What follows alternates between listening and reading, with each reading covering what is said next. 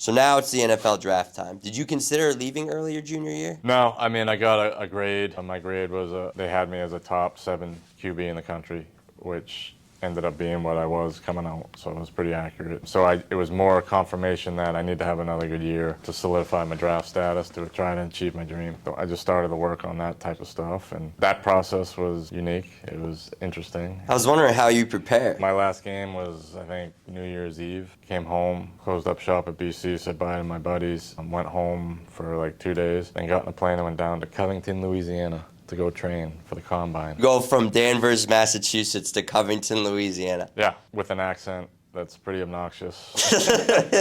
My agent, that's where he sent his players to train with the guy he said was the guru at the time. So I'm in the middle of a swamp in Louisiana doing ungodly things in nature and like all sorts of weird workouts. I mean, it was, again, football's brought me a lot of great experiences, unique experiences. That's certainly one of them. 2 months down in Covington, Louisiana was a wild experience. You know, I did that, went to the combine, which is another crazy in and of itself experience. And then your pro days, which is, I had 2 pro days. I probably had 5 total, but 2 are workouts, pro workouts. 2 of them were in snow squalls, like windy snow squall days. We didn't have an indoor facility. So you're just shit out of luck. No, it was perfect because I'm used to playing in that stuff. So the coaches were like, wow, he's spinning it good in this stuff. Like that, it helped me. But I think most quarterbacks would have been like, I'm not doing this.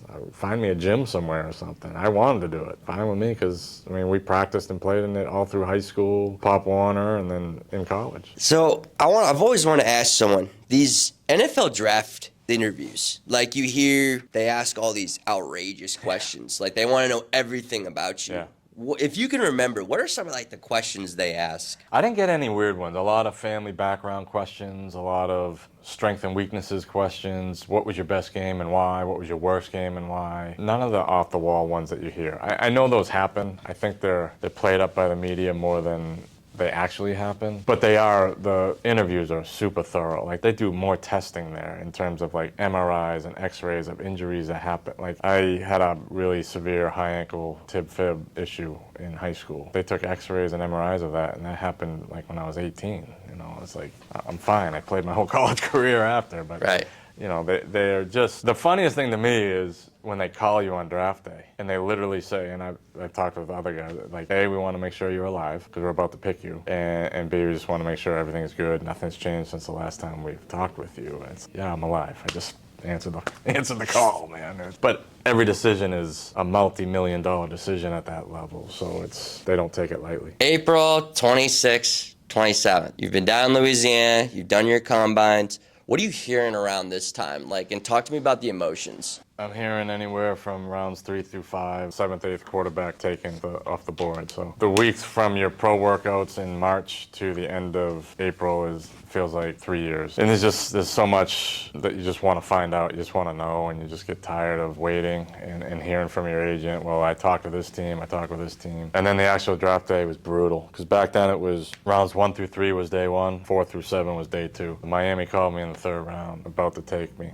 and then they trade the pick. Like, we're going to come back and scoop you up in the later rounds. So I had to sleep on that. Like, what the heck is going to happen? My parents, wanted to throw a party. I wanted nothing to do with it. I'm like, I just want to go in the basement, leave me alone. I don't even know what was going on up top. I was just down in the basement. My girlfriend at the time, who's now my wife, was checking in on me back and forth. I just wanted to be by myself and just figure out where I was heading for the next phase of my life. And then Pittsburgh called in 5th round and went through all the check boxes. You're healthy, nothing's changed.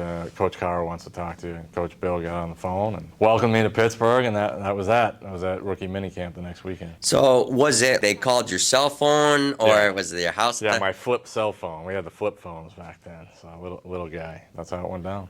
And Coach, talk to me about getting that call. It was a fulfillment of a life dream. I don't think I took it fully in at that point because I was already like, all right, who's on the roster? I got minicamp next week. They're sending me a playbook, so I immersed myself right into a playbook. I don't think I ever went all the way back like, wow, I finally did it. I don't know if I ever remember having that moment, but it was clearly a fulfillment of a life dream. That's all I ever thought about since I was young, was I wanted to play quarterback in the NFL. It was definitely a great day. It was a very stressful day, though.